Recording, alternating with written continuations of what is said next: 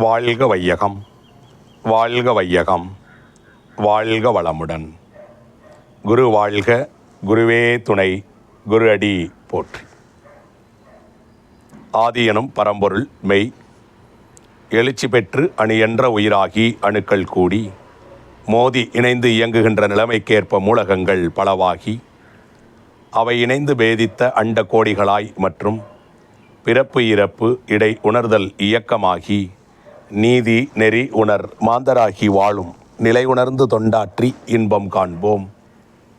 சிந்தனையாளர்களே, அறிவிலே சிறந்த மனவளக்கலை அறிஞர் பெருமக்களே, அனைவருக்கும் இனிமையான காலை வணக்கங்களை வாழ்த்துக்களாக உங்களோடு பகிர்ந்து இந்த அற்புதமான நிகழ்வை நடத்தி கொண்டிருக்கக்கூடிய உலக சமுதாய சேவா சங்கம் ஐடி இயக்குநரகத்தை சார்ந்த அனைத்து பொறுப்பாளர்களையும் வணங்கியும் வாழ்த்தியும் நன்றி கூறியும் ஆசான் அருட்தந்தை வேதாத்ரி மகரிஷி அவர்களுடைய நினைவுகளோடு உடலை வளர்த்தேன் உயிர் வளர்த்தேனே என்கிற தலைப்பிலே சிறிது நேரம் உரை நிகழ்த்துகின்றேன். வாழ்க வளமுடன். உயிர் அறிந்தால் அறிவறியும் உண்மை தோன்றும், உலகமெல்லாம் உயிருக்குள் இருக்க காணும். உயிரறிந்த அறிவாலே உலகை நோக்க உயர்வு தாழ்வில்லாத சமநிலை சித்திக்கும். உயிரறியா அறிவு நிலை மாயையாகும், ஒப்பற்ற உயிரறிய ஞானமாகும். உயிராயும் அறிவாயும் தெய்வமாயும் ஓங்கும் உயர் மறைபொருள் நான் உண்மை தேர்வோம் என்ற ஆசான் அருட்தந்தை வேதாத்ரி மகரிஷி அவர்களுடைய இந்த கவியிலே உயிரை அறிவது தான் அறிவை அறிவதற்கான வழிமுறை, அதுதான் உண்மை என்ற மெய்ப்பொருளை அறிவிக்கிறது. எல்லாத்துக்குமான மூலத்தை மனிதன் உணர வேண்டுமென்றால் அதற்கு உயிர் அறியப்பட வேண்டும், உயிர் உணர்வு பெற வேண்டும் என்ற அளவிலே இந்த கவியிலே நமக்கு தெரிவித்திருக்கிறார்கள். ஆக உயிர் என்பது ஒரு மறைபொருளாக இருக்கிறது. அந்த மறைபொருளுக்குள்ளேயே உயிரையே இயக்கி கொண்டிருக்கக்கூடிய மூலநிலையாக இருக்கக்கூடிய ஆதிப்பொருள், அதுதான் பிரம்மநிலை, தெய்வம் அப்படிங்கிற அந்த உண்மையை நாம் உணர்ந்து கொள்வதற்கு உயிரை உணர வேண்டும் என்ற ஒரு அடிப்படையை இந்த கவி நமக்கு உணர்த்துகிறது. நண்பர்களே, இந்த உலகம் தோன்றிய காலத்திலிருந்து தோற்ற பொருள்கள்லாம் உருவான பிறகு, பிரபஞ்ச முழுமையாக உருவாகிய பிறகு, இந்த பிரபஞ்ச தோற்றங்களை எல்லாம் உணரத்தக்க அளவிலே உயிரினங்கள் தோன்றி அது 1, 2, 3, 4, 5 என்று ஒவ்வொரு நிலையில் ஒவ்வொரு உயிரின தன்மாற்ற சரித்திரத்திலே அது ஒவ்வொரு புலனை கூடுதலாக பெற்றுக்கொண்டு சிறப்பு இயக்கமாக வைத்து கொண்டு இயங்கி வந்து 6வதாக மனிதனிடம் மனம் என்ற அளவிலே அது முழுமை பெற்று அது 6வது அறிவின் சிறப்பு இயக்கமாக மனமே இருந்து மனம் தன்னை அறியத்தக்க அளவிலே அது இயங்கி கொண்டிருக்கிறது. இப்படி வந்திருக்கக்கூடிய மனிதன் இறைநிலையையே அனைத்துமாக வந்திருக்கிறது என்றும் அதுவே உயிரினங்களாக தோன்றி நானுமாக வந்திருக்கிறேன் அப்படிங்கிற அளவிலே ஒரு உயரிய ஞானத்தை உள்ளே கொண்டிருக்கக்கூடிய மனிதன் மனதை கொண்டு தான் இதை அனைத்தையும் அறிய முடியும். மனதை கொண்டு எதை அறிந்தால் அறியலாம் அப்படின்னு பார்த்தா, மனதை கொண்டு உயிரை உணர்வதின் வழியாக மட்டும்தான் இந்த உண்மையை அறிய முடியும். ஆனால் மனிதனோ தன் உயிரை பற்றி சரியான முறையிலே அறிந்து கொள்ள அல்லாததாலும், அப்படி அதை அறிவதற்கு வழிமுறைகள் தெரியாததாலும் மற்ற விலங்குகள் போல தனக்கு கிடைச்சிருக்கக்கூடிய புலன்கள் வழியாகவே இந்த உலகத்தை பார்த்து அதில் பெறக்கூடிய அனுபவங்கள் எல்லாம் அனுபவித்து அதுவே இன்பம் துன்பம்னு சொல்லி பிரித்து அனுபவித்து முழுமை நிலையை அடையாமல் உண்மை நிலையை தேராமல் அத்தனை ஆற்றலையும் வைத்து கொண்டு ஒழுங்கான ஒரு சேனல் இல்லாததுனால, ஒழுங்கான ஒரு வடிகால் இல்லாததுனால, வழிமுறை இல்லாததுனால இந்த துன்பத்தை அடைகிறான். எல்லாருக்கும் கேள்வி இருக்குது. மனிதனாக பெறும் உயிரினம், ஆகச்சிறந்த உயிரினம், 6வது அறிவை பெற்றிருக்க உயிரினம் என்றால் மனிதன் ஏன் துன்பப்பட வேண்டும் அப்படிங்கிற ஒரு கேள்வி இருக்குது. அந்த கேள்விக்கு விடையாக தான் மகரிஷி குறிப்பிடுகிறாங்க. நீங்கள் உயிரை அறிஞ்சாதான் அறிவை அறிய முடியும். அறிவை கொண்டு இந்த வாழ்க்கையை நடத்தினா எல்லா துன்பமும் போயிடும். துன்பம் போயிடுச்சுன்னா மிச்சம் இருக்கிறது இன்பம்தான். இன்பம்தான் இயல்பானது, அதுதான் இயற்கையானது. அப்படி இருக்கக்கூடிய அந்த இன்பத்தை மனிதன் தனக்குள்ளே தக்க வைத்து கொள்ள வேண்டும். அது மாறி போயும் மீறி போயும் விட்டால் அதுவே துன்பமாக வந்துடுது. அப்போ துன்பம்ங்கிற ஒன்று கிடையாது. இன்பம் எப்போ அளவுலையும் முறையிலையும் மீறியும் மாறியும் போகுதோ அப்போ அடையக்கூடிய ஒரு உணர்ச்சி அது பொருத்தமில்லாத உணர்ச்சி. அந்த பொருத்தமில்லாத உணர்ச்சியை தான் நாம் இங்கே துன்பம் என்ற பெயரிட்டு அழைக்கிறோம். ஆக மனித வாழ்க்கையில் வாழ்க்கை சிக்கலாகவோ இந்த துன்ப நிலையை அனுபவிக்கிற நிலையிலேயே தொடர்ந்து இருக்கிறேன்னு சொன்னால் சலிப்பு ஏற்பட்டு போயிடும். வாழ்க்கையிலே சலிப்பு இருந்தால் வாழுங்காலம் வரைக்கும் இப்படியே வாழ்கிறதுனால என்ன பிரயோஜனம் இருக்குது, என்ன நன்மையை அடைந்து விட முடியும்? ஆக நாம் ஒரு நன்மையை அடைய வேண்டும் அப்படின்னு சொன்னால் துன்பம் நீக்கி வாழ வேண்டும், அவ்வளோதான். அதுதான் வாழ்க்கை. இதுக்கு முன்னாடி பிறந்தோங்கிறதுக்கு எந்த உத்தரவாதமோ அல்லது இதுக்கு முன்னாடி பிறந்தோங்கிறதுக்கான எந்த சான்றோ இல்லை. இன்னொரு முறை இந்த உடலை எடுத்துக்கிட்டு பிறப்போம் அப்படிங்கிறதுக்கான எந்த உத்தரவாதமும் இல்லாதப்ப இப்படி ஒரு உயிரை கொண்டு மனித உருத்தோற்றத்தை கொண்டு வாழ்ந்திருக்கிற நாம் வாழ்க்கைனா என்ன, நான்னா யார் அப்படிங்கிற கேள்விகளெல்லாம் எழுப்பி அந்த தகுதியோடு பிறந்திருக்கோம்ல. பிற விலங்குகள் போல இல்லாமல் இந்த தகுதியை பெற்றிருக்கிறதுனால நாம் அந்த தகுதியை பயன்படுத்தி மேலே உயர வேண்டும். அறிவில் 6வது நிலைக்கு வந்த போதிலும் கூட, அறிவு நிலையில் 6வது நிலையை நமக்குள்ளார இருக்கின்ற போதிலும் கூட, அந்த அறிவின் உச்சப்பேராக இருக்கக்கூடிய மனமோ விலங்குகளைப் போலவே புலன்களை மட்டுமே கொண்டு பெறக்கூடிய புலன் அறிவை மட்டுமே, புலனால் பெறக்கூடிய இந்த பிரபஞ்ச உணர்வை மட்டுமே, புலனால் பெறக்கூடிய இந்த காட்சிகளை மட்டுமே, புலனால் பெறக்கூடிய இந்த சப்தங்கள் செய்திகளை மட்டுமே வைத்துக்கொண்டு இந்த பிரபஞ்சத்தை குறித்த ஒரு அனுமானத்தை, இந்த பிரபஞ்ச தோற்றத்துக்கு அடிப்படை காரணமாக இருக்கக்கூடிய இறைநிலை குறித்த ஒரு அனுமானத்திலே தோற்று போய் விடுகின்றோம். அப்போ இந்த அனுமானம் சரியாக இருக்க வேண்டும். அது எப்போ நம்மளுடைய அனுமானம் சரியாக இருக்கிறதோ அப்பொழுது தான் அந்த உண்மை நிலை நமக்குள்ளார ஒத்துப்போகும். ரியாலிட்டின்னு சொல்லக்கூடிய நடைமுறையும் பெர்செப்ஷன் சொல்லக்கூடிய அனுமானத்துக்கும் இடையில் இந்த இடைவெளி குறைந்து போக வேண்டும் என்றால் அனுமானத்திலே மாற்ற வேண்டும்.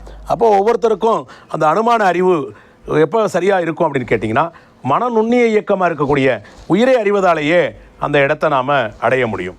அப்போ உயிரின் சிறப்பு அதுதான். 6வது அறிவோட சிறப்பு அதுதான்.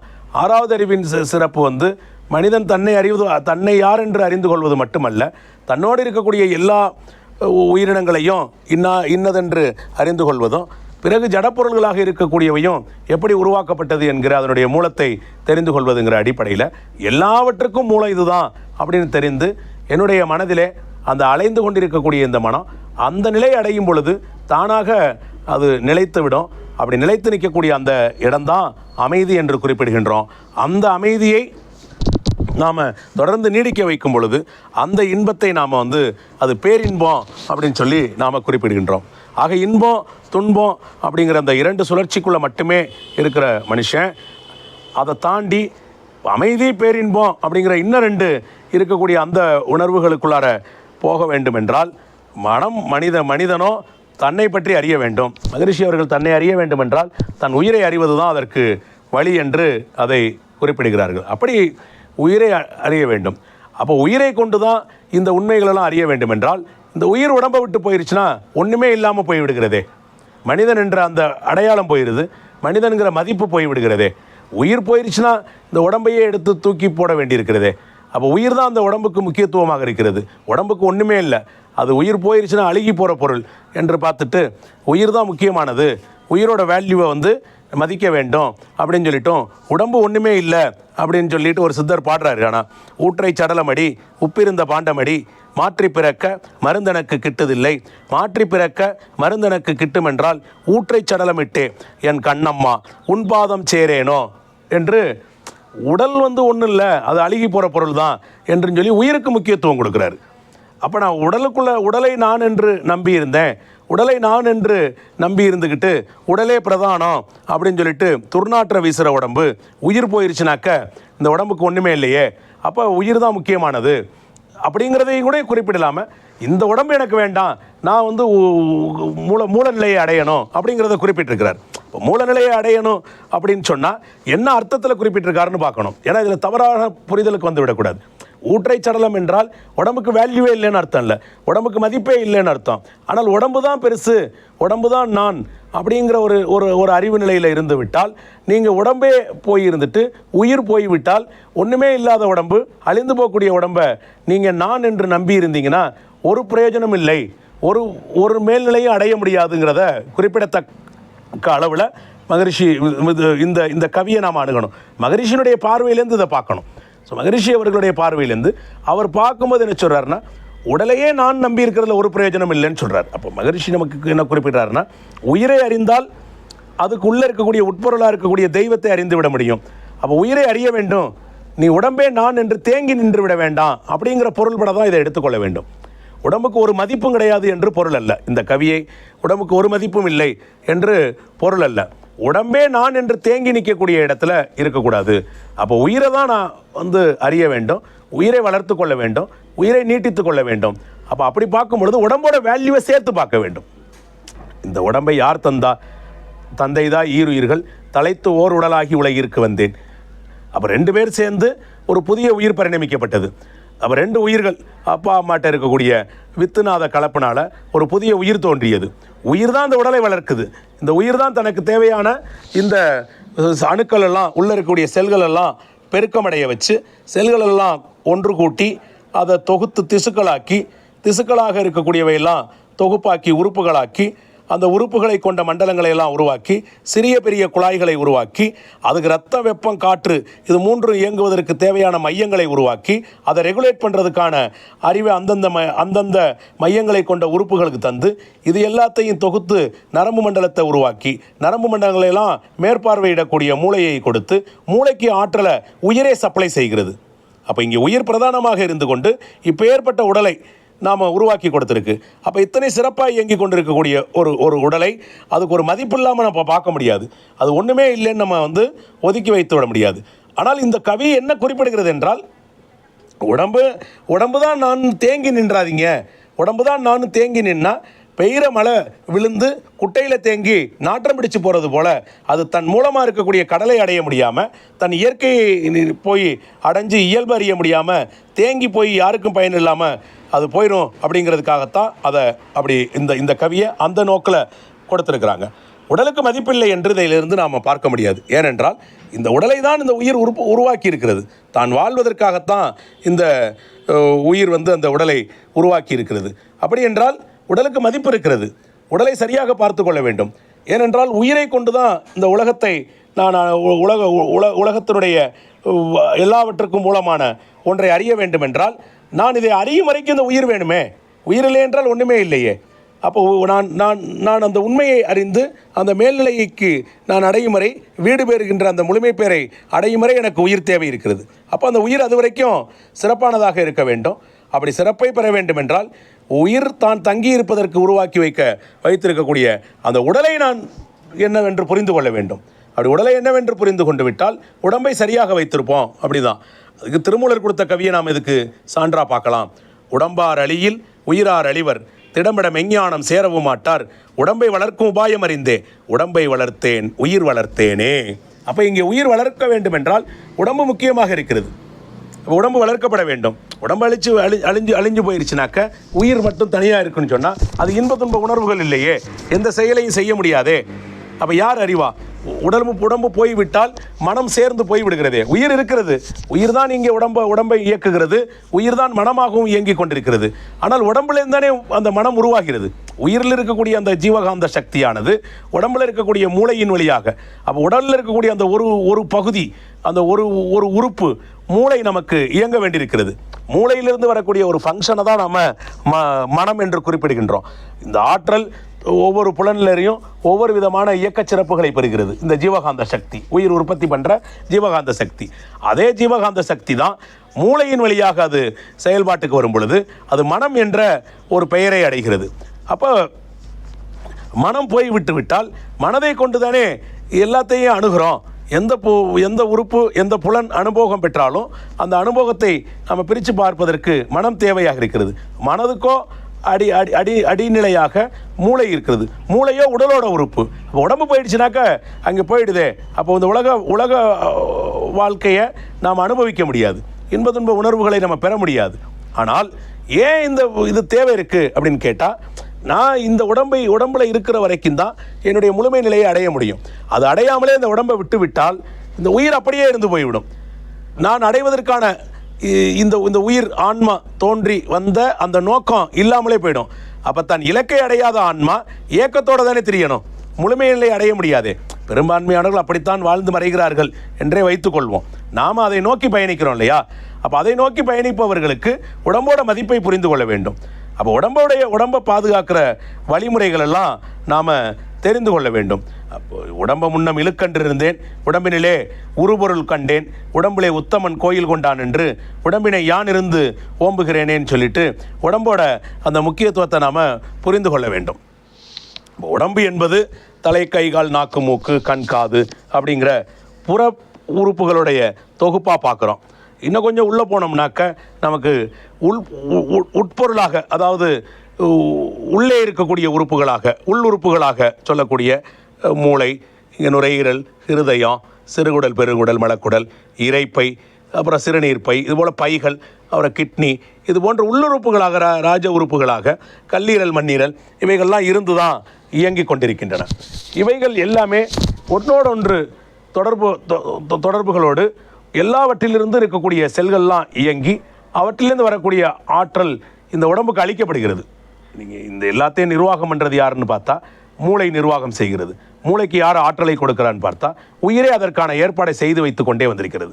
தண்டுவடத்தை வழியாக வைத்துக்கொண்டு மூலாதாரத்திலே தேங்கி இருக்கக்கூடிய உயிர் சக்தியை தண்டுவடத்தின் வழியாக மேலெழுப்பி அதுவே மேலே எடுத்துகிட்டு போய் மேலே தண்டுவடத்தோட மேல் பகுதியில் மூளையை அமைத்து மூளையில் 2 வகையான நரம்பு மண்டலங்களையும் உருவாக்கி கொண்டு இந்த நரம்புகள் எல்லாம் கொத்து போல ஹைப்போதாலமஸ்ன்னு சொல்லப்படக்கூடிய பகுதியிலே எல்லா உறுப்புகளும் நரம்பு மண்டலத்தாலேயே இயக்கப்பெற்று அது தூண்டுதல் துலங்கல் என்று அது எதை பார்க்கிறோம் என்று பார்த்த பிறகு அது குறிப்பை எடுத்துக்கொண்டு இன்னதை பார்த்திருக்கிறோம் என்று பிரித்து உணரத்தக்க அளவிலே நரம்புகளின் வழியாகவே இந்த உடல் இயக்கங்கள் நடைபெற்று வாழ்க்கை நடத்தி கொண்டிருக்கிறது. இந்த சிறப்பை யார் பெற்றிருக்கிறார் என்றால் மூளைக்கு பெறுகிறது. அப்போ இதற்கு தேவையான ஆற்றல் உயிரே இந்த தண்டுவடத்தின் வழியாக மேலே மூளைக்கு தந்து மூளை 2 நரம்பு மண்டலங்களையும் இயக்கி இந்த உடல் இயக்கம் நடைபெற்று கொண்டிருக்கிறது. அப்படி இத்தனை சிறப்போட இந்த உடல் இயக்கம் நடத்த வேண்டுமென்றால் உயிர் இவ்வளவு உறுப்புகளை உருவாக்கி வச்சிருக்கிறது. மிக துல்லியமாக சிறப்பாக அறிவாக இயங்கக்கூடிய அளவிலே உயிரே இந்த உடல் உறுப்புகளெல்லாம் அம்மாவுடைய கருப்பையில் இருக்கும் பொழுது உருவாக்கி ஒரு முழுமை தந்த பிறகு தாய் வேறு குழந்தை வேறு என்ற அளவிலே தனி உடம்பு தானே இயங்கக்கூடிய தகுதியை பெற்ற பிறகு வெளியிலே வந்து தன் இயக்கத்தை நடத்துகிறது. இப்போ இவ்வளோ சிறப்பாக உருவாக்கி இருக்கிற நோக்கம் என்ன? இந்த உடலிலே உயிர் இருந்து போக வேண்டும் என்று தானே. அப்போ இது ஒரு சிறப்பு நிலை தானே. அப்போ இந்த சிறப்பை நாம் சரியாக புரிந்து கொள்ள வேண்டும். இந்த புரிதல் இல்லாமல் தான் இந்த உடம்பு வளர்றதற்கு, உடம்பை ஆரோக்கியமாக வைத்திருப்பதற்கு என்னவென்று அறியாமல் தான், உடலோட சிறப்பு தெரியாமல் தான் எத்தனையோ பேர் இந்த மனித உரு கிடைக்காம ஏற்கனவே வேறு வேறு உயிர்களாக முன்னமே உயிரெடுத்து 6வது அறிவு நிலையில் இருக்கக்கூடிய மனிதன் என்ற அந்த உருநிலையை பெறாமல் போய்விட்ட எத்தனையோ உயிரினங்கள் இருக்கிறதுல மேம்பட்ட உயிரினமாக எந்த இடத்துலையும் வந்த வழியில் இன்னொரு உயிரினமாக மாறி இல்லாமல் மனிதன் வரைக்கும் நான் துல்லியமாக வந்திருக்கிறேங்கிறப்ப என்னுடைய சிறப்பை நான் உணர வேண்டியிருக்கிறது. இன்னும் சரியாக சொல்ல வேண்டும் என்றால் ஒரு முறை இந்த உடல் உருவாவதற்கு, இந்த உயிர் உருவாவதற்கு ஏற்படுகின்ற ஆண் பெண் உறவிலே அதே வரக்கூடிய அந்த உயிரணுக்களிலே எத்தனையோ உயிரணுக்கள் மடிந்து போய் இந்த ஒரு உயிருக்கு தானே இந்த உடலை பெற்றிருக்க வேண்டிய ஒரு வாய்ப்பு கிடைச்சிருக்கிறது. அப்போ அந்த வாய்ப்பின் பெருமையை நாம் புரிந்து கொள்ளணும். அது புரியாமல் இருக்கிறதுனால தான் நந்தவனத்திலே ஒரு ஆண்டி 4 மாதமாய் குயவனை வேண்டி கொண்டு வந்தானடி ஒரு தோண்டி மெத்த கூத்தாடி போட்டுடைத்தானடி என்று அந்த பாடலுக்கு இணங்க இது எவ்வளவு சிறப்பாக, எத்தனை பெரிய வாய்ப்பாக 4, 6, 10 மாதங்கள் ஒன்று கூட்டி கொண்டு வந்த இந்த உடம்போட சிறப்பு அறியாமல் அதை கூத்தாடின்னு சொன்னால் உடம்புக்கு ஒவ்வாததெல்லாம் சேர்த்து நான் மகிழ்ச்சியை தருகிறது என்று சொல்லி உடம்புக்கு பொருத்தமில்லாத நிக்கோடின் போன்ற புகைப்பொருட்களையும் ஆல்கஹால் போன்ற தேவையில்லாத தண்ணீர் பொருட்களையும் உடம்புல சேர்த்து உடம்பு தனக்கு தேவையானதை சத்து பொருளாக மாற்றி அது ஆற்றலாக்கி இந்த உடம்பை இயக்கும். தேவையில்லாத என்ன பண்ண முடியும்? கழிவுகளாக நீக்க முயற்சி பண்ணும். அது கழிவுகளாகவும் போக முடியாமல் கூடுதலாக வந்த பிறகு கல்லீரல் தனக்கிட்ட வாங்கி வைத்து கொண்டு அது வீங்கி கல்லீரல் வீக்கமாகி இன்னைக்கு ஃபேட்டி லிவர்னு சொல்கிற அந்த மாதிரியான நிலைக்கு போன பிறகு கல்லீரல் தன்னுடைய அந்த இயக்க சிறப்பை, அந்த இயக்கத்தன்மையை இழந்து விட்டால் அந்த உடல் கேடு வந்துடும். உடல் கேடு வந்து விட்டால் உயிர் இங்கே அந்த நோயை, அந்த பிரச்சனையை சரி செய்வதற்காக அதிகப்படியான காந்தத்தை, அதிகப்படியான சக்தியை உருவாக்க வேண்டும் என்ற நோக்கில் வேகமாக செயல்பட்டு தான் அச்சு முறிந்து, அதுதான் மின்குறுக்கு என்று குறிப்பிடுகின்றோம். ஒரு குறிப்பிட்ட வேகத்துக்கு மேலே, ஒரு குறிப்பிட்ட இயக்கத்துக்கு மேலே அது இயங்க முடியாமல் தடுமாறி திணறி இந்த உடம்புக்குள்ளே இருந்து நோயை சரி செய்வதற்கே வாழ்நாள் முழுக்க தன்னுடைய ஆற்றலை பூரா செலவழிச்சா உலக இன்பங்கள் எல்லாம் தூய்க்காமல் தன் மூலமாக இருந்த உயிரை அறிவதற்கு போதிய பலம் இல்லாமல் மனமும் கெட்டு போய் எப்போதும் கவலையுற்று போய்விடும். அப்போ அந்த உடலை நான் பாதுகாப்பாக வைத்துக் கொள்ள வேண்டும் என்றால் உடம்புடைய சிறப்பு இயக்கங்கள் எல்லாம் நாம் புரிந்து கொள்ள வேண்டும். உடம்பு எப்படி வளருது? உணவில் தானே உடம்பு வளர்கிறது என்று பார்க்கணும். உயிர் இந்த உடலை உருவாக்கி இருக்குது. அப்படி உருவாக்கி அது இந்த இயக்கத்தை நடத்துவதற்கு உயிர் எப்போதும் சுழன்று இயங்கி கொண்டிருக்கிறது. தன்னைத்தானே சுற்றி கொள்கிறது. பிறகு இந்த உடலை சுற்றி அது இயங்கி கொண்டிருக்கிறது. உடல் முழுக்கதும் ஒரு சுற்றுவட்டம் வச்சு இயங்கக்கூடிய அந்த உயிரானது தனக்கு ஒரு மையத்தை அமைத்து கொண்டு தானே இயங்குகிறது. அது மூலாதாரங்கிற அந்த கருமையன்னு சொல்லக்கூடிய அந்த மையத்தை அமைத்து கொண்டு அங்கே திணிவாக இருந்து கொண்டு உடல் முழுவதும் இருக்கக்கூடிய எல்லா செல்லுக்கும் ஆற்றலை கொடுத்து எல்லா செல்களையும் தான் இருந்து இயங்கி அது உயிர் செல்களாக இருந்து எல்லா செல்களின் தொகுப்பாக இருக்கக்கூடிய அந்த உறுப்புகள் எல்லாம் இந்த உடம்புக்கு தேவையான தன் பங்களிப்பை அளித்து இந்த உடம்பை உருவாக்கி கொண்டிருக்கிறது. அப்போ இந்த உயிர் தன்னை இழந்து தன்னிடமிருந்த ஆற்றலை உற்பத்தி பண்ணுவதற்கு தன்னுடைய உயிர் துகள்களை இழந்து தான் அந்த ஆற்றலை அது உற்பத்தி பண்ணுது. அப்போ ஆற்றல் உருவாக ஆற்றலை பயன்படுத்த ஆற்றல் தொடர்ந்து உருவாக்கப்படுவதற்கு இறை துகள்கள் என்று சொல்லப்படக்கூடிய நமக்கிட்டே உயிர் துகள்கள் என்று சொல்லக்கூடிய அந்த உயிர் துகள்கள் தான் உயிரிலிருந்து பிரிந்து வெளியே அது வெளியில் இருக்கக்கூடிய நிலைப்பொருளோட மோதும் பொழுது அங்கே அது காந்தமாக மாறி ஜீவகாந்தம்னு சொல்லிட்டு எங்கெல்லாம் உயிர் இருக்கிறதோ அங்கெல்லாம் காந்தமும் இருக்கும். அப்போ உயிர் துகள்களை இழந்து காந்தத்தை பெறுகிறது என்றால் உயிர் ஒரு கட்டத்திலே தன்னுடைய திறனை இழந்து விடுமே. அப்போ அதற்கு ஒரு உபாயமாக, அதற்கு ஒரு நிலையாக இந்த உயிர் பிறக்கும் பொழுதே, இந்த உயிர் தோன்றும் பொழுதே இந்த உடலிலே அதற்கு ஒரு வழியை ஏற்படுத்தி வைத்திருக்கிறது.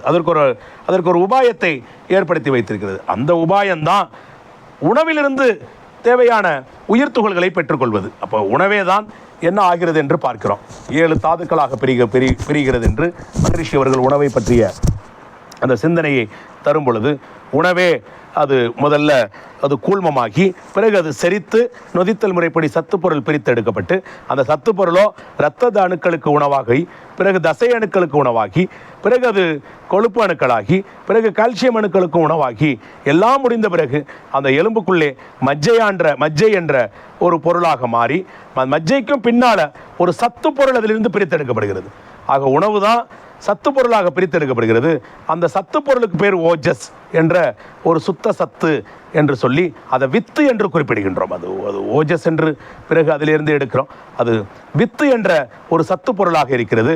அந்த வித்து தான் மீண்டும் உயிருக்கு புதுப்பிக்கப்படுவதற்கு தேவையான உயிர் துகள்கள் உருவாவதற்கு காரணமாக இருக்கிறது. அப்போ வித்துக்கு 2 அடிப்படை வேலை இருக்கிறது. ஒன்று, இந்த உயிருக்கு தேவையான உயிர் துகள்களை உருவாக்கி இந்த உயிரை புதுப்பிப்பது. உயிர் தன்னைத்தானே சுற்றி கொண்டிருப்பதால் எப்போதுமே தன்னிடம் இருக்கக்கூடிய அந்த உயிர் துகள்களை இழந்து உயிர் சக்தியை உருவாக்கி இந்த சக்தியை கொண்டு உடல் இயக்கங்களை முழுவதும் நடப்பதற்கு செரித்தலில் தொடங்கி கழிவுகளை நீக்கவும் வரைக்கும் எல்லா உறுப்புகளும் தன் பணியை செய்வதற்கு அதற்கு ஆற்றல் வேணும். அப்போ அந்த ஆற்றலை யார் உற்பத்தி பண்ணுறான்னு கேட்டால் உயிரே தான் உற்பத்தி பண்ணுது. அப்படி உயிர் உற்பத்தி பண்ணுறதுக்கு தன்னிடம் இருக்கக்கூடிய உயிர் துகள்களை இழக்கிறது. அப்படி என்றால் உயிர் எப்படி தன்னை புதுப்பித்துக் கொள்கிறது என்று பார்க்க வேண்டும். அதுக்கு உயிரே ஏற்பாடு செய்த ஒன்று தான் உணவை செரித்து உணவிலிருந்து கடைசி தாதாக 7வது தாதாக வித்து என்ற ஒரு அற்புதமான ஒரு ஆற்றலை உருவாக்கி அந்த ஆற்றல் முதலிலே தன் உயிருக்கு உயிர் துகள்களை கொடுத்து உயிர் துகள்களை புதுப்பிக்கப்பட்டு அந்த உயிர் துகள்கள் உயிரோடு இணைந்து எப்போதும் உயிர் புதுப்பிக்கப்படுகிறது. அப்போ உடம்புக்குள்ளார உயிர் இப்படித்தான் தன்னை புதுப்பித்துக் கொள்கிறது என்ற உண்மையை நாம் புரிந்து கொள்ள வேண்டும். அப்படி உயிர் தன்னை புதுப்பித்துக் கொள்வதற்கு நேரடியாக மூலத்திலிருந்து எடுக்கவில்லை, அது உணவிலிருந்து எடுத்துக்கொள்கிறது. அப்போ உணவை செரிப்பதற்கு உடல் தேவைப்படுகிறதே. உடல் இல்லை என்றால் உணவு எங்கே இருந்து எடுப்பது? அப்போ செரிமானம் எங்கே நடப்பது? அப்போ உடல் தான் இங்கே உயிரை வளர்த்து கொண்டிருக்கிறது. உயிர் தான் இந்த உடலை உருவாக்கியது என்ற உண்மை இருந்த போதிலும் அந்த உயிர் தன்னை புதுப்பித்துக் கொண்டு மேலும் தொடர்ந்து இயங்குவதற்கு உடலையே நம்பி இருக்கிறது என்ற உண்மையை புரிந்து கொள்கிறோம். அப்போ உடலை எப்படி நம்பி இருக்கிறது? தனக்கு இந்த உணர்வை இந்த உடம்புக்கு தருது. பசிங்கிற ஒரு துன்பத்தை உடம்புக்கு தரலை என்றால் யாரும் உணவை எடுக்க போகிறது இல்லையே. அப்போ பசிங்கிற ஒரு துன்பத்தை கொடுத்து அந்த பசிங்கிற துன்பத்தை போக்கிக் கொள்வதற்காக உணவை எடுத்த மனிதன் தான் அந்த பசி துன்பம் போகும்போது ஏற்பட்ட அந்த இன்பம் துன்பம் நீக்கியதால் வந்தது இன்பம் அப்படிங்கிற அந்த உண்மை உணர்விலிருந்து மாறி போய் மயங்கி சாப்பிட்டதால் வந்தது என்று நினைத்து மீண்டும் மீண்டும் அந்த உணவை தேவையில்லாத பொழுதும் கூட பசி என்ற அந்த உணர்ச்சி இல்லாத போதும் கூட அந்த உணவை எடுத்து தேவைக்கு அதிகமாக அளவு இல்லாமல் முறை மாறி அதை அனுபவித்து இன்பம் வேண்டும் என்று நினைச்சு அந்த உணவை எடுத்து அந்த எது எனக்கு ஆற்றலை தந்ததோ எது எனக்கு உயிரை வளர்ப்பதற்கு கடைசி பொருளாக இருக்கக்கூடிய சத்து பொருளாக இருக்கக்கூடிய வித்து சக்தியை தந்ததோ அந்த ஒன்றே செரிப்பதற்கே நான் வெளியிலிருந்து மறு உந்து சக்தி கொடுக்க வேண்டிய ஒரு அவல நிலைக்கு உருவாக்குனது யாருன்னு கேட்டால் மனிதன் இதனுடைய உடல் இயக்க சிறப்பை உயிரோட இயக்க சிறப்பை புரியாதது தான் அப்படிங்கிறத நாம் பார்க்கணும். கவனிங்க, இந்த உயிர் இந்த உலகத்தில் இந்த உடம்பில் இருந்து தான் இந்த பிரபஞ்சத்தில் இருக்கக்கூடிய எல்லாத்தையும் அனுபவம் பண்ணி வாழ முடியும். ஆத்மா தான், உயிர் தான் இந்த உடலை எடுத்தது, இந்த உடலை கட்டமைத்தது. அதுதான் சக்தியை உருவாக்கி உடல் இயக்கங்களை நடத்துது.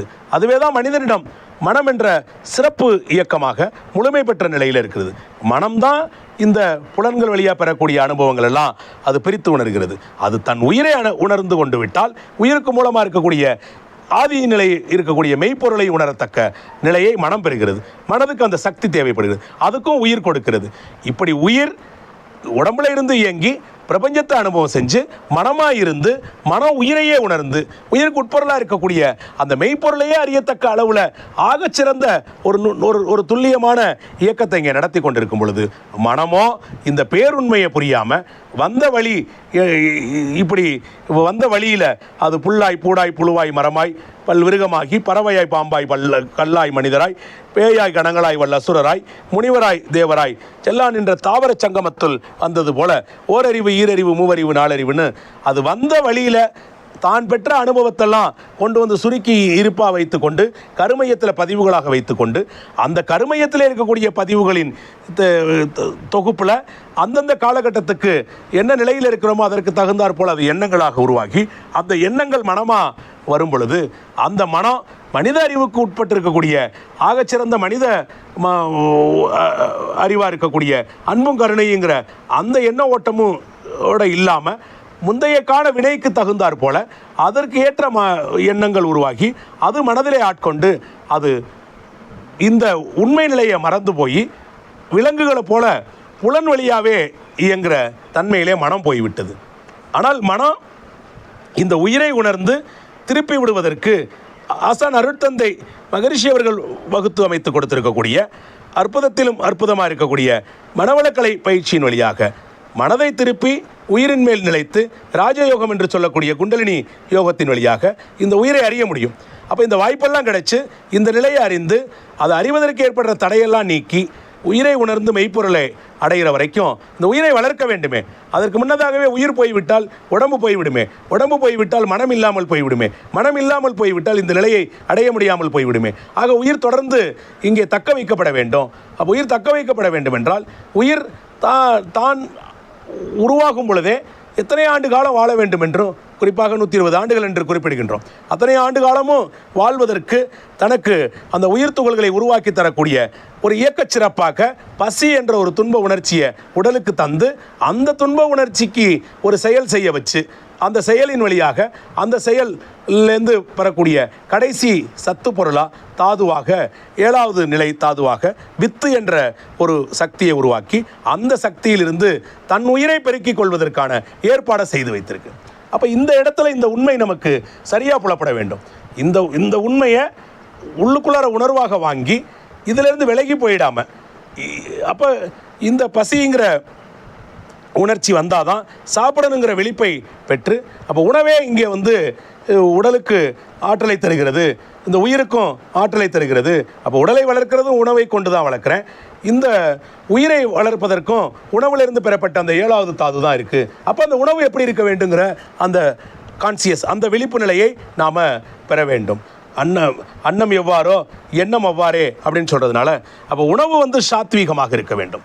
அப்போ உணவோட நோக்கம் என்ன அப்படின்னு கேட்டால் அது எனக்கு செரிக்கப்பட்டு செரித்த உணவிலிருந்து 7வது தாதுவாக இருக்கக்கூடிய இந்த வித்துங்கிற ஒரு சக்தியை உருவாக்கி கொடுத்து அந்த சக்தியிலிருந்து உயிர் வளர்க்கப்பட வேண்டும். அப்போ உயிர் தொடர்ந்து தங்கி இருப்பதற்கு இது தேவைப்படுகிறது.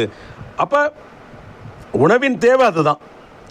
அது மிகுதியான உணவாக இருந்தால், கெட்டுப்போன உணவாக இருந்தால், பிறகு முறையற்ற அளவில் சேர்க்கையாக இருந்தால், இதெல்லாம் இருந்துச்சுன்னா அது எனக்கு உடம்புக்கு ஒவ்வாமையாகி போயிடும். அதுக்கு ஏதாவது பெரிய அறிவு வேணுமா, ஏதாவது இப்போ தனியாக போய் படித்து வந்திருக்கணுமா, அப்படிலாம் கிடையாது. நம்ம எந்த பகுதியில் வாழ்கிறோமோ அந்த பகுதியில் கிடைக்கக்கூடிய சாத்வீகமான உணவுகளை எடுத்துக்கொள்ள வேண்டும். சாத்வீகமான உணவு சாத்வீகமான உணர்வை நமக்கு தரும். அப்போ அந்த எந்த உணவு எதை நம்ம உட்பொருளாக கொடுக்குறோமோ, உணவாக கொடுக்குறோமோ, அவற்றிலிருந்தே பெறக்கூடிய இந்த ஆற்றல் அதன் தன்மையை அது பெற்றிருக்கும். அப்போ எப்படி சாப்பிடணும், எப்போ சாப்பிடணும் அப்படிங்கிற அளவெல்லாம் பசி வந்தால் சாப்பிடணும் அப்படின்னு ஒரு கணக்கு இருக்குது. அதை தான் அற்றது அறிந்து கடைபிடித்து மாறல்ல துய்க்க தூர பசித்து என்றால் முன்பு சாப்பிட்டது செரிமானம் ஆன பின்பு என்றது தான் இங்கே பொருள். அற்றதுங்கிறது முன்னே எப்போ சாப்பிட்டோமோ அது செரிமானம் அடைஞ்சிருச்சா அப்படிங்கிறத பார்த்து அதற்கு தகுந்தாற் போல் பசி ஏற்படும். அந்த போல் உணவை எடுத்துக்கொள்ள வேண்டும் என்று பொருள். அப்போ உடலை வளர்ப்பது என்பது உணவு பிரதானமாக இருக்கிறது. உணவு செரித்து தான் அந்த 7வது தாது உருவாகிறது. பழக்கத்திலே மனித இனம் இக்காலத்திலே பல தடவை உணவை உண்ண காண்கின்றோம். இப்பழக்கமே ஆன்மீக நிலையில் வாழும் பண்பு உயர மாறிப்போம். உணவு கொள்ளும் பழக்கம் அது வயதிற்கு ஏற்றவாறு பலவாறு அமைந்திடணும். ஊன் சுருங்கும் பழக்கத்தில் அளவு முறை மீறிடாமல் பலமூட்டும் எளிய ஊன் வகையே போதும். அப்போ உணவு எப்படி இருக்கணும்னா பலம் தரக்கூடியதாக இருக்க வேண்டும், எளிய முறையில் இருக்கணும். இதுதான் மகரிஷி உணவு முறைங்கிற நூலில் இந்த உடம்பு வளர்ப்பதற்கு அது பலமாக இருக்கணும். சாப்பிட்ற உணவில் பலங்கிறது இங்கே சத்தை குறிப்பிடுகிறது. அதனால நியூட்ரிஷியன் சொல்கிறோம். நல்ல சத்து நிறைந்த பொருளாக இருக்க வேண்டும். இப்போ நாம் அந்த சத்து நிறைந்த பொருளை போய் எளிய உணவாகவும் இருக்க வேண்டும். அது கடினமான செரிப்பதற்கு கடினமாகவும் இருந்து விடக்கூடாது. இந்த பகுதியில் இல்லாமல் வேறொரு சீதோஷ நிலையில் எங்கேயோ விளைந்த பொருளை நான் அப்படி இருக்கணும், காஸ்ட் அது பணத்திற்கு அது பணத்திலே அது அதிகப்படியாக இருக்கும். ஏன்னா அங்கேருந்து இங்கே கொண்டு வரப்பட்டிருக்க வேண்டும் இல்லையா? அப்படி இல்லாமல் அது இங்கே விளைந்த பொருளாக இருக்க வேண்டும். ஏனென்றால் இங்கே இருக்கக்கூடிய மண்ணிலிருந்து எடுக்கிற ஆற்றலை தான் ஒரு தாவரம் தனக்குள்ளே அது செழித்து வளர்ந்து அங்கே காய்களை கனிகளை உருவாக்கி தருகிறது. பிறகு அந்த காயையோ கனியையோ நான் சாப்பிடும் பொழுது அந்த காயிலும் கனியிலும் இருக்கக்கூடிய சத்து பொருளாக இருக்கக்கூடிய nitrogen, phosphorus, potassium, carbohydrate, protein, fat அப்படின்னு சொல்லி கொழுப்புன்னு சொல்லி இந்த பொருட்கள்லாம் இந்த மண்ணிலிருந்தே வந்தது. நான் இந்த மண் சார்ந்தே வாழும் பொழுது நான் எந்த பகுதியிலே வாழ்ந்து கொண்டிருக்கின்றனோ அந்த பகுதியிலிருந்தே பெறப்பட்ட உணவுப் பொருளை எடுக்கும் பொழுது ஏற்பத்திறன் இருக்குமே, சீதோஷ நிலைக்கு முரண் இல்லாமல் இருக்கும். அப்போ முரணற்ற உணவாகவும் இருக்க வேண்டும். ரொம்ப எளிமையான ஒன்று என்னன்னு கேட்டிங்கன்னா அனைத்துக்கும் தேவையானதாக இருக்க வேண்டும். அப்போ உணவு எப்படி இருக்க வேண்டும் என்றால் எளிதாக செரிக்கக்கூடியதாகவும் பலம் தரக்கூடியதாகவும் இருக்கணும். அப்போ உணவில் ருசி இருக்கிறது என்று சொல்லி ருசிக்காக உணவை திரும்ப திரும்ப ருசியை கூட்டி உணவோட அளவை கூட்டி முறையை கூட்டி மாறி மாறி இப்போ உணவுத்துறையெல்லாம் பெரிய அளவில் வளர்ந்திருக்கிறது. அப்படி உணவில் பல மாதிரியான உணவுகளை உண்பது என்பதே ஒரு பழக்கமாகவும் போய்விட்டது. அப்படி இல்லாமல் ஒரு சரியான உணவு ஒரு சரியான உடலை தரும். அப்படி அந்த சரியான உணவிலிருந்து வரக்கூடிய வித்து இந்த உயிரை வளர்க்கும்னு சொல்லி உணவில் அக்கறை காட்டணும். அதற்கு ஏற்ற உழைப்பு இருக்க வேண்டும். பிறகு அப்போ உழைப்புக்கு ஏற்ற உணவாகத்தான் இருக்க வேண்டும். உழைப்பு என்பது ஒன்று உடல் உழைப்பு, இன்னொன்று மன உழைப்பு. உடல் உழைப்பு அதிகமாக இருக்கும் பொழுது உணவோட அந்த அளவு தேவை இருக்கலாம், அந்த அளவு தேவை இருக்கலாம். அப்போ அந்த அந்த அந்த அந்த அளவு கூடுதலாக எடுத்துக்கொள்ள வேண்டிய அவசியம் இருக்கலாம். மன உழைப்பிலே அப்படி இல்லாமல் இருக்கலாம். அப்போ நாம் என்ன உழைப்பு உழைக்கிறோம் அப்படிங்கிறதை பொறுத்து தான் இந்த உணவோட அளவை நாம் நிர்ணயித்து கொள்ள வேண்டும். அப்போ செரிமானத்துக்கு உகந்ததாக இந்த எளிதிலே கிடைக்கக்கூடியதாக நாம் வசிக்கக்கூடிய பகுதியிலே இருக்கக்கூடியதாக அந்த மாதிரியான உணவு இந்த உடலுக்கு ஒரு பொருத்தமான ஒரு நல்ல ஆரோக்கியத்தை தரும்னு சொல்லி பார்க்கணும். அப்போ உடம்பை வளர்ப்பதற்கு உணவு பிரதானமாக சொல்லிட்டோம். அப்போ உணவு பிரதானம், பிறகு கழிவு அதை விட பிரதானமானது. எப்படி ஒரு உடம்பு தொடர்ந்து இயங்குவதற்கு எரிபொருள் போல இந்த உணவு பயன்படுகிறதோ அதுபோல் இந்த உணவில் சத்து பொருள் பிரிக்கப்பட்டு மிச்ச பொருள்லாம் கழிவு நீக்க உறுப்புகளுக்கு முறையாக போயிடணும். கழிவு நீக்க உறுப்புகளுக்கு போன அந்த கழிவுப் பொருட்கள்லாம் உடம்புல தங்கி விடாமல் தேங்கி விடாமல் முறையாக கழிவு நீக்கம் செய்யப்பட வேண்டும். அப்போது கழிவு நீக்கம் செய்யப்பட வேண்டும் என்றால் உடம்புக்கே சில பல இயக்கங்கள் வேணும். ஆனால் இப்போ இருக்கக்கூடிய காலகட்டத்தில் நாம் விஞ்ஞான கருவிகளை துணை கொண்டு வாழ பழகி விட்டதுனால தரையில் அமர்ந்து சாப்பிட்றதுலேருந்து தொடங்கி தரையில் படுத்து உறங்குவது வரைக்கும் விலக்கி போய்விட்டு எப்போதுமே மேலே அமர்ந்து மேலே படுத்து தரையை பார்க்காமலே வாழக்கூடிய ஒரு நிலைக்கு வந்து விட்டோம். பிறகு ஒரு அருகில் இருக்கக்கூடிய இடத்துக்கு செல்வதற்கு கூட காலை பயன்படுத்தி நடந்து போகாமல் ஒரு சக்கரங்களை கொண்ட வாகனங்களை கொண்டு அதை இயக்கி அதன் வழியாக செல்லக்கூடிய நிலைமைக்கும் பழகிட்டோம். குனிந்து நிமிர்வது இதெல்லாம் இல்லாது பழகி போய்விட்டோம். அப்போ இந்த உடம்புல சில பல இயக்கங்களை நாம் தவிர்த்து விட்டுட்டோம். அப்படி தவிர்த்து விட்டதுனால என்ன நடந்துச்சுன்னு பார்த்தீங்கன்னா, செரிமானத்திலே சில சக்தி குறைபாடு ஏற்பட்டது. அது மட்டுமல்ல, செரிமானத்திலே சக்தி குறைபாடு ஏற்பட்டதால் ஏற்பட்டது மட்டும் இல்லாமல் சத்து பொருள் பிரிக்கப்பட்டு அதில் கழிவு பொருள் கழிவு நீக்க உறுப்புக்கு சென்ற அந்த கழிவு பொருள் முறையாக வெளியேற்றப்படாமல் இருக்குது. அப்போ முறையாக வெளியேற்றப்படாமல் கழிவு பொருள் உடம்புல தேங்கியே இருந்துச்சுனாக்க அந்த அந்த அந்த அந்த கழிவு பைகள் எல்லாம் தேங்கிய கழிவுகளிலிருந்து தேவையில்லாத உடம்புக்கு ஒவ்வாத செல்கள் உருவாகி அந்த செல்கள் தான் அது உடம்புக்கு ஒவ்வாத கேன்சர் போன்ற பல செல்களாக உருவாகி அது உடம்புக்கு நோயை தருது. அப்போ சரியில்லாத உணவும் உடம்புக்கு கேட்டை தருது. செரிக்கப்பட்ட இந்த கழிவு முறையாக வெளியேற்றப்படாமல் விட்டுட்டாலும் அது எனக்கு கேட்டை தருகிறது.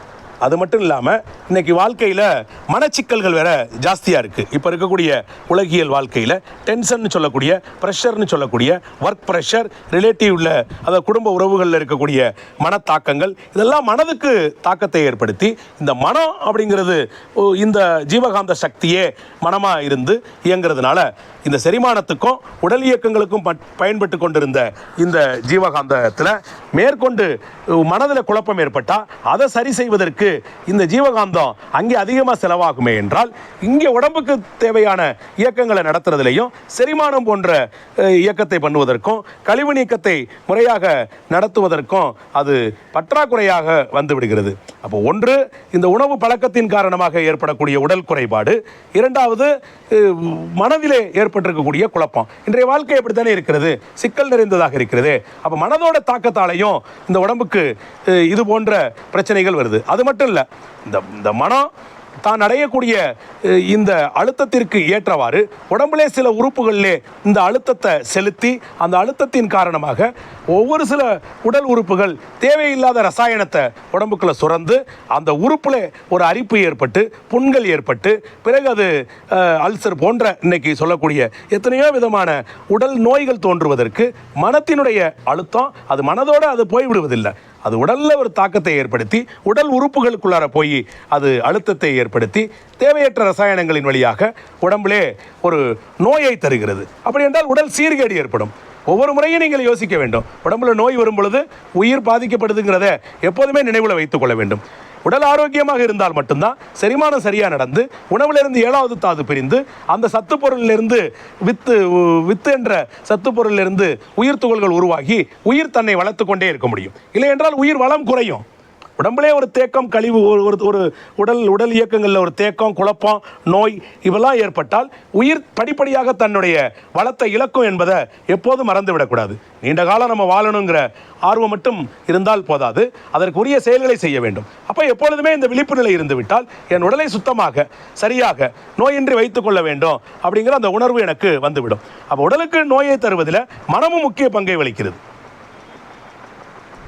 அப்போ உடம்புல இந்த குளறுபடிகள் ஏற்பட்டால் உயிருக்கு சேர வேண்டிய அந்த சத்து சேருவதிலே தடை ஏற்பட்டால் உயிர் வளமும் போக தொடங்கிடுமே. அப்போ உடம்பு இருந்தால் தான் உயிர் வளரும், உயிர் இருந்தால் தான் மனம் சிறப்படையும்.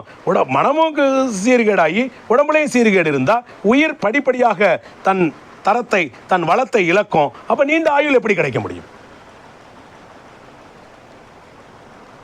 அப்போ உடம்புக்கு நாம் தூய்மையாக வைத்துக் கொள்வதற்கு உடற்பயிற்சி அவசியம். எப்படி உணவு உடம்புக்கு அவசியம், அதோடைய தூய்மை இதெல்லாம் பார்த்தோமோ அதுபோல் இந்த இடத்துல பயிற்சி அவசியங்கிற இடத்துக்கு வர வேண்டும். இந்த உரையோட முக்கியமான நோக்கம் என்னவென்றால் உடம்புக்கு பயிற்சி செய்யணும் அப்படிங்கிறத மனதில் உறுதி எடுத்துக்கொள்ள வேண்டும்.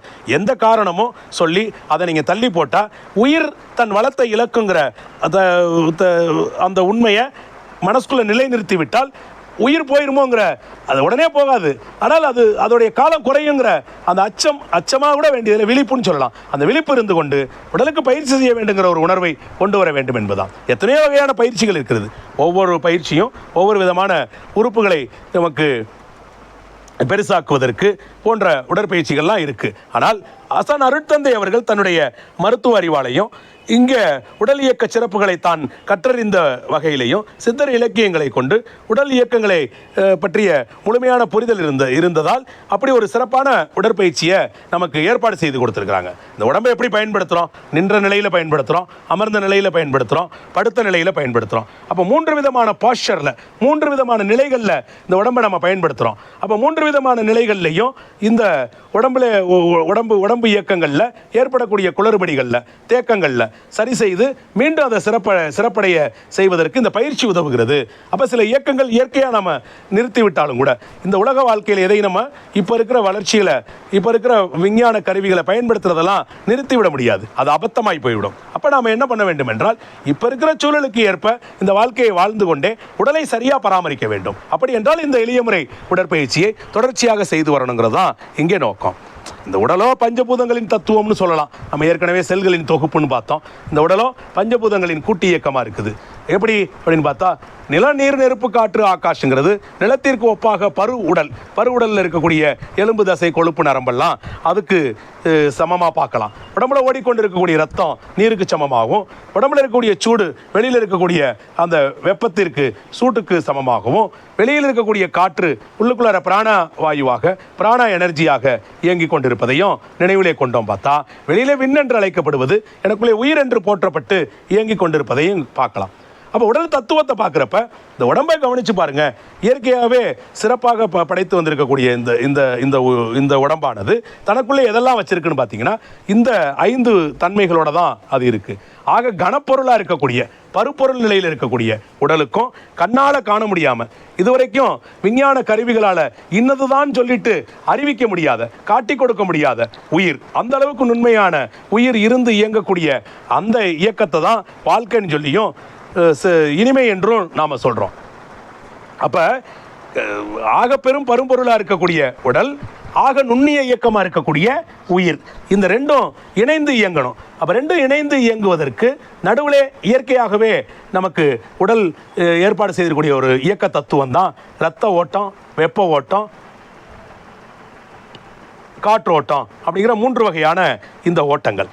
அப்போ இந்த 3 வகையான ஓட்டங்களும் அதனதன் அடர்த்தி நிலையில், அதனதன் நிலையில் சரியாக இயங்குனுச்சுன்னா உடலுக்கும் உயிருக்கும் ஒரு பொருத்தமான இணக்கத்தன்மையை ஏற்படுத்துகிறது. அதை தான் யோகம்னு சொல்கிறோம். யோகம்ங்கிறது இணைப்பு. உடலும் உயிரும் இணைந்து இயங்க வேண்டும்.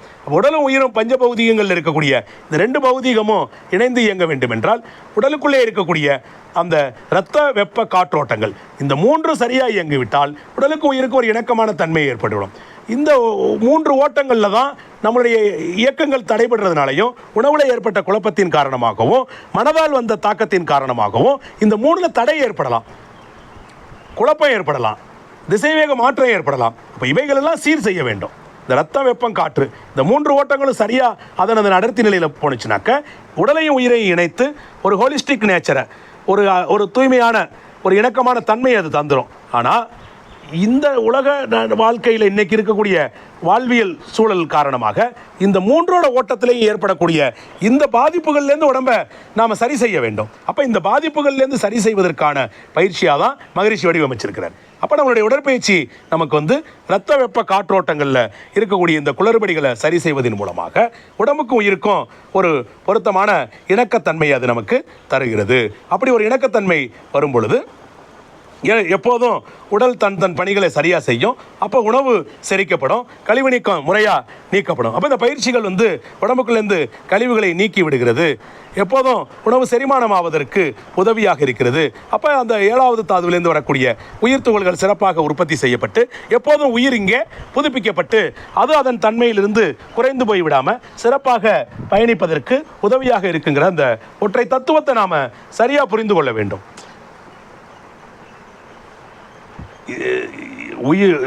வள்ளலாருடைய ஒரு பாடலை நாம் இதில் கவனிக்கலாம். உயிருறும் உடலையும் உடலுறும் உயிரையும் அயர்வர காத்தருள் அருட்பெரும் ஜோதி அப்படின்னு சொல்லிட்டு வள்ளலார் அதை வேண்டுறார். உடம்பை வளர்ப்பது எல்லாம் ஒரு நல்ல ஆரோக்கியமாக இருக்கிற காலத்தில் அந்த அந்த வயதிலேயே நல்லா இருக்கிற காலத்திலேயே தெரிந்து கொண்டு நல்லா இருக்கக்கூடிய இந்த உடம்பை நான் தொடர்ந்து இந்த பயிற்சியெல்லாம் செஞ்சு அதன் மூலமாக அந்த உயிரை வளர்க்கிறதுங்கிறது சரி. காலம் கடந்து போய் நோய் வந்த பிறகு, சிக்கல்கள்லாம் வந்த பிறகு நான் போய் பண்ணுனா நோயை நீக்குவதற்குள்ள நான் முதல்ல முயற்சி பண்ண வேண்டியிருக்கிறது. பெரும்பகுதி செலவு அங்கே இல்லை போகுது. அப்போ அதுக்கப்புறம் தானே போய் நான் உடம்புலேருந்து பெற வேண்டிய அந்த ஆற்றலை பெறுவது என்ற இடத்துக்கு வருது, உயிரை வளர்ப்பதுங்கிற இடத்துக்கு வருது.